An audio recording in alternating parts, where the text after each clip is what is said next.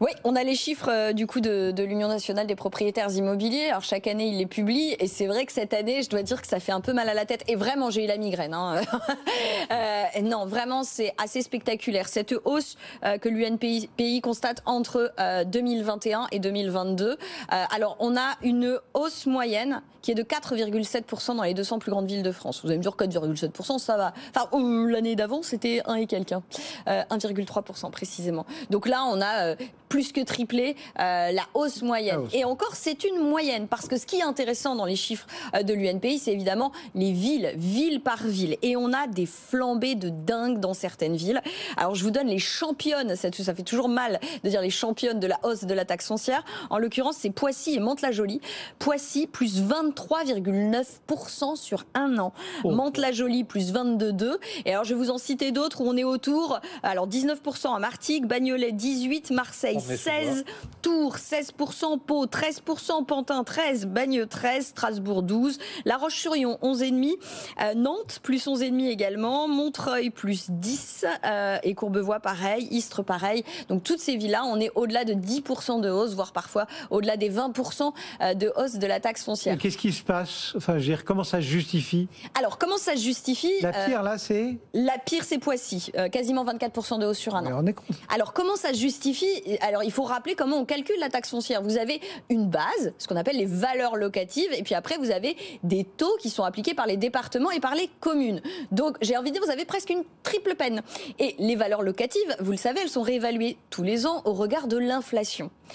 Et vous le savez, l'inflation est repartie en force. Et donc, typiquement, on assiste à une progression des valeurs locatives à laquelle on n'avait pas assisté depuis un paquet d'années. Je vous donne juste quelques chiffres. C'est que auparavant, là, ces dernières années, on était proche de 0 de progression sur un an. Et là, on passe en 2022 à plus 3,4%. Et si rien n'est fait, on sera à plus 7% en 2023. Donc, ça, c'est la base qui va déjà augmenter de ça. Vous ajoutez les taux qui augmentent des départements et des communes qui disent vouloir récupérer un peu d'argent, évidemment, sur la taxe foncière, et ben ça fait des hausses spectaculaires comme à Poissy et Mantes-la-Jolie. Donc voilà pour les progressions. D'un mot quand même, c'est pas forcément là où ça progresse que finalement le poids de la taxe foncière est le plus lourd. Et ce qui est très intéressant, c'est de regarder que c'est dans d'autres villes que c'est le cas. Et typiquement, la championne du poids lourd, pour le coup, c'est Angers toujours. Quasiment, la taxe foncière, elle équivaut à quasiment 3 mois et demi de loyer. La taxe foncière à Angers. Même chose à Amiens, Poitiers, Grenoble, Le Havre, Orléans, Nîmes et Montpellier. À l'inverse, là où la taxe foncière pèse le moins lourd, eh ben c'est Paris et l'Île-de-France. Forcément, les prix sont suffisamment élevés. Et donc là, on est à moins d'un mois de loyer, à peu de choses près, pour Paris et quelques villes, la plupart des villes d'Île-de-France. Alors, moins d'un mois de loyer, mais il faut voir que le niveau des loyers, localement, c'est quand même très, très élevé. Donc voilà. Et juste d'un mot pour reparler de la hausse des valeurs locatives. Il y en a où ça baisse? Non, pas vraiment, vous savez.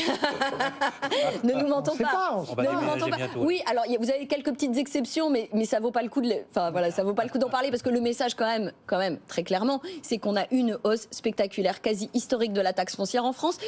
Faut quand même voir qu'il y a une possibilité pour le législateur aujourd'hui on en a parlé. D'alléger un tout petit peu la facture, c'est-à-dire que dans le cadre du débat budgétaire, on pourrait faire comme ce qu'on a fait pour les loyers, c'est-à-dire caper la hausse prévue pour l'année prochaine.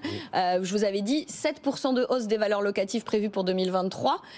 Si on veut, on peut considérer par exemple que ça peut être moitié moins, comme la hausse des loyers, donc c'est-à-dire 3,5%. Vous avez un amendement qui a été adopté en commission des finances par un député. Maintenant, il s'agira que cet amendement soit effectivement voté en séance plénière, mais je pense que ça peut être déjà un premier pas à l'égard des propriétaires, puisque je vous rappelle que ça, c'est que la valeur locative, la base de calcul. Derrière restera toujours l'attitude des communes et des départements. Bon, écoutez, voilà, tout ça à retrouver bien évidemment dans le détail. Sur notre site internet, évidemment, allez-y. N'hésitez pas à vous y référer si vous voulez en savoir un petit peu plus. Vous verrez à quel niveau c'est la vote douloureuse.